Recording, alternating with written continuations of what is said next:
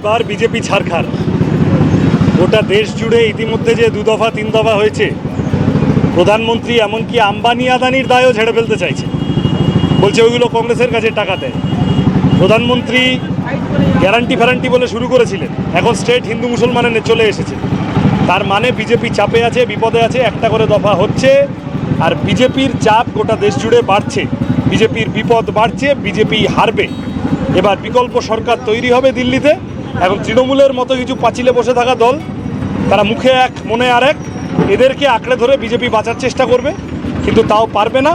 আমরা বাকি সবাই মিলে বিজেপিকে দিল্লি থেকে সাফ করে দেব, তৃণমূলকে এই রাজ্যে হাফ করে দেব।